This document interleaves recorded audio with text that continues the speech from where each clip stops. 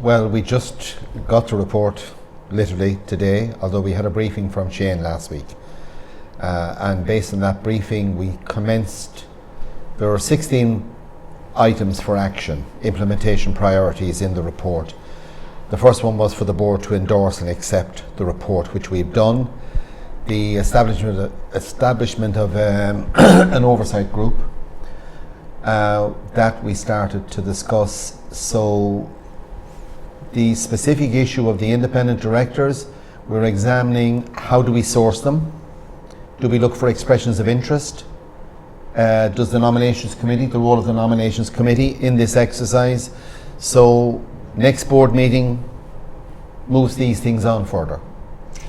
Aidan, I guess a question for yourself. It's been mentioned, you talked in the launch earlier about these 78 principles, and I guess one of the most important one being transparency and giving the public opinion around the FAI of late, and I guess the damage to the reputation in some ways. But you mentioned behaviour, attitude and cultural changes. How do you, it's quite a broad question, but I guess how do you see that happening? Do you think it's a reversible thing that the FAI's public opinion can be changed quite quickly, or how do you foresee that happening? Yeah, I think first of all, there will be 78 recommendations split across governance principles, but more significantly governance arrangements and structures. And so we've talked about the board, we can talk about that.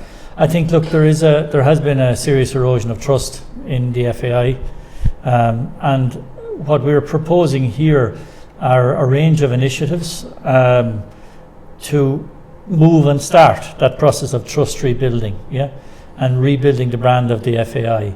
I think the very fact that this report, we only sent to the FAI late last night for today, the fact that is now up and publicly available, to me that's evidence of a changed approach and a changed culture in terms of openness, because this report and the recommendations will be the benchmark as to how the FAI is going to go about implementing governance within its organisation. So you rebuild it, but I do think, my view, having spoken to a lot of people as part of the process, having read the submissions, having attended the stakeholder forum, there is a genuine goodwill for the FAI to be successful, vibrant and to be a well-run organisation and a well-governed organisation. And I think the report provides a roadmap and a pathway for that.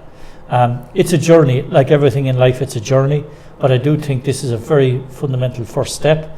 I think the adoption of the recommendations, the formation of the implementation oversight group, to me, again, it further evidences the priority that the FAI are attaching to this. The retention then of two current board members, it's been brought up at different points this afternoon, and I guess that the promise made to Shane Ross that there would be no current board members remaining on that board beyond the FAI AGM next month. Do you see, some people will see that possibly as a slap in the face that this is not what was promised, but what is the importance of keeping one, or as you said, maximum two board members on the main board? Look, the group was an independent group. I'm with an independent chair. We were appointed by Sport Ireland to work with FAI nominees as well. This is a recommendation of the group, and this is in the context of good governance and good practice. We saw serious risks in everybody who's in the governing authority, the governing board, all walking off together. That loss of corporate knowledge, corporate memory, knowledge of relationships, that insider information, which is really important to be able to hand the baton on to new members coming in. So this was very much a recommendation of the group, that we would have thought there should at least be one or maximum two may wish to stay on. I mean, this is not a certainty, but we would have liked, or we consider it's important that transition is carefully managed and prudently managed, albeit that you're going to have a 12-member board, of which the two are only a very small grouping. But I do think it's better to have that, or at least leave the potential for that. The existing 7 board members may not want to do this. That is very much up to them. But we're recommending, or we're suggesting strongly, that should happen, and that people should accept that if that happens, it's for the betterment of the governance of the association. Quick question for you, Donal. I mean, you're president of the Football Association of Ireland at quite an important time. Arguably, the AGM in Meath next month is one of the biggest in FAI's history, or certainly in recent history, for a number of reasons. we spoke today about the need for a 2/3 majority from voting delegates in order for these recommendations to be passed. I know it's been endorsed universally by the board, but I guess the first part of the question is, how confident are you that those recommendations will be passed at that AGM? And the second part of the question, if these recommendations don't pass at the FAI AGM, how serious would your concerns be? Well, in the first part of the question as to getting the 2/3 majority, I think you have to treat people with respect. I think you have to come to them and make your case. And as you would have heard through earlier exchanges today, there are a number of very powerful arguments as to why we should adopt this report. We've talked about our sponsors. They are watching very closely as to our response to this governance report. Our supporters, our other key stakeholders like Sport Ireland, the Department of Sport, all of these are watching. I said today UEFA and FIFA, they will be present at the AGM. They have shown a particular interest in this, and this report reflects principles and statutes of both UEFA and FIFA. So in that sense, I think you can make a powerful case for the adoption of the report. And if people take their time, and they're given some time, if you sit down with them, if you talk to them, if you explain to them how important this is in the wider scheme of things, and it's not just a matter of assessing the report based on your own, how it impacts you personally, or maybe how it impacts your club, or maybe your league, or your affiliate, but long term for the full association, for the overall association. I think there's a powerful case to be made that adopting that report is in the association's best interest. I feel strongly that if you, as I say, go about the process of informing people correctly, I think people are invested in this game. I mean, the people who are going to be deciding on the adoption of the report have been around football for a long time.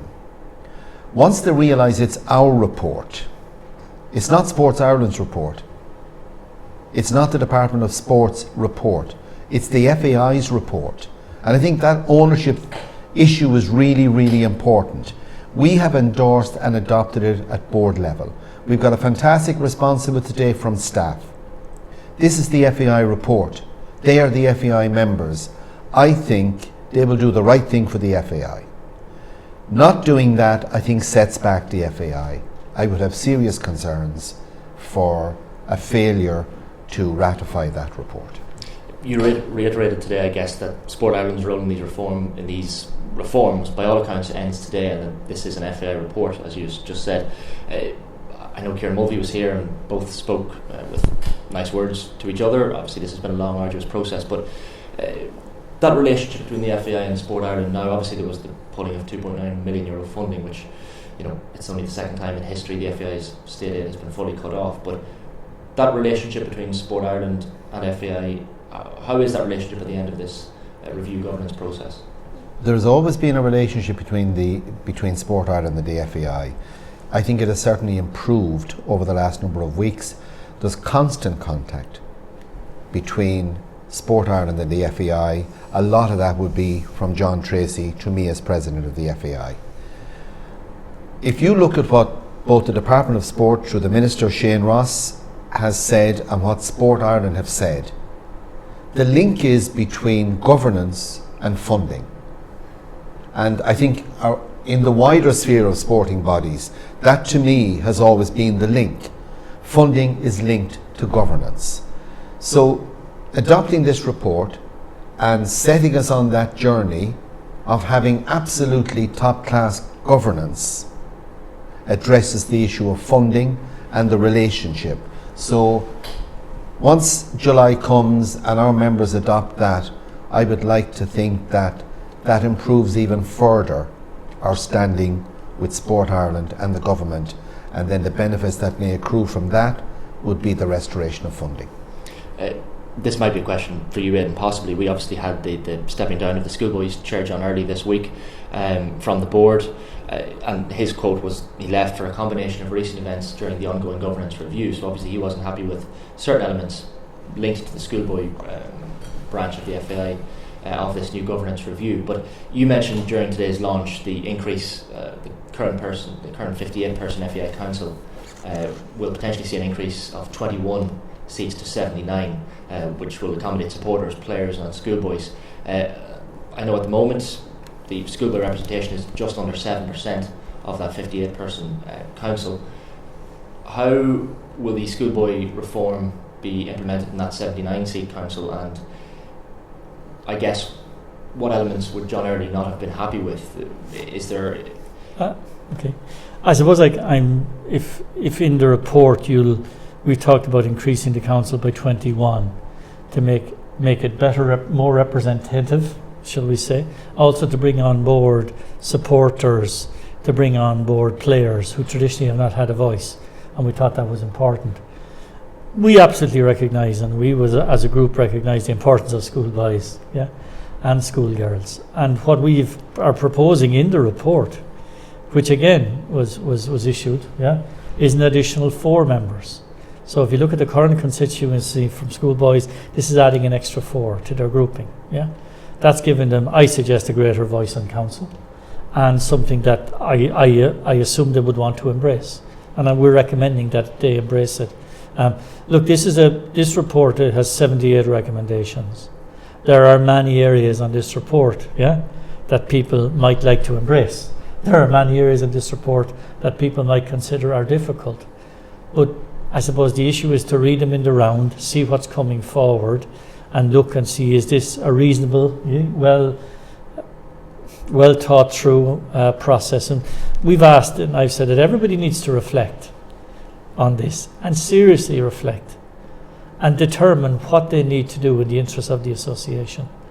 And so that's why the work that's to be done in the next 5 weeks, I suggest, is not in any way to be underestimated. And I would have thought for the governance review group, the work we did the work to now, but actually the real work is probably starting from now on. There was one element of the launch recommendations today saying the board will consistently report on the CEO's performance. The CEO won't be a member of the board, but they will be allowed to attend board meetings essentially. Is there a fear perhaps that obviously there will be some members of the FAI on that board whose boss is the CEO essentially? They'll obviously be reporting on their boss's performance in some ways, but the CEO will not be present for those discussions, I assume. No, I think the configuration is somewhat different, I think, Shane. We're talking about a board of 12 people, 4 independents, some female representation, president and vice president, and 6 nominees from the 4 constituencies that will exist. With the CEO's relationship, they're accountable to the board. The job of the board is to performance manage the CEO, make sure he or she is delivering around about their obligations. So I don't see any personality issues here. The board is a collective. I said in the report, the power of the board is in its collective, not in the individuals. And while you will have, and we're advocating a new committee, which is executive performance and remuneration, that new business committee, to me, would be probably the home for the appraisal of the chief executive being done on an annual basis, so that just as the chief executive would need to performance manage his staff or her staff, they will be performance managed by the executive performance and remuneration committee on behalf of the board. That would probably include the chair as well. So the relationship will be a fundamentally different relationship. I don't see any conflicts of loyalty or conflicts of interest, because the board will be a collective board, making sure the person they have appointed to do the job is doing the job properly and well. Just to, I guess, finish on 2 related but unrelated questions in some ways, but there had been reports in the Times today talking about the FAI drawing down €2 million from UEFA. I just wanted to ask you, Donal, if that is the case, and if so, what that money is perhaps intended for. I'm not quite sure what that refers to, drawing down 2 million from UEFA. UEFA are part of our current financial analysis and financial planning. And we are a number of weeks now into this, and we have engaged UEFA through this process. UEFA and FIFA would, as I said earlier, represent 20% plus of the funding of the FAI. So there will always be a movement of funds from FAI, from UEFA to FAI. But where we are at the moment is finalising our financial analysis and our financial planning going forward and fixing on a particular financial model. And just very finally, Donal, I know this is something that happened within the last week, but the FAI came out and addressed it very quickly. But the attempts to hack the FAI's computer servers, which was obviously all over the news this week in a data breach, I know the Gardaí were involved in that as well. But is there any update as to what happened there? Who were the hackers, or where does that situation sit? Well, it was a random attack. Look, there's certain processes that kick into play when this happens.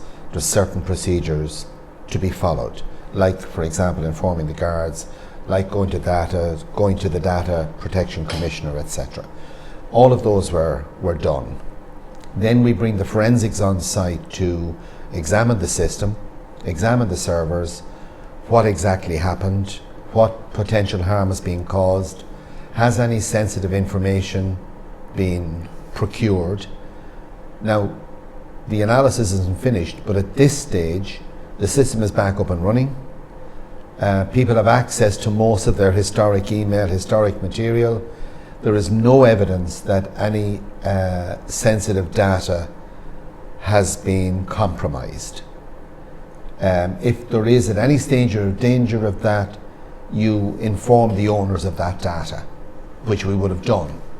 But as I understand now, at this point in time, before the analysis is completely finished, there has been no compromise of sensitive data.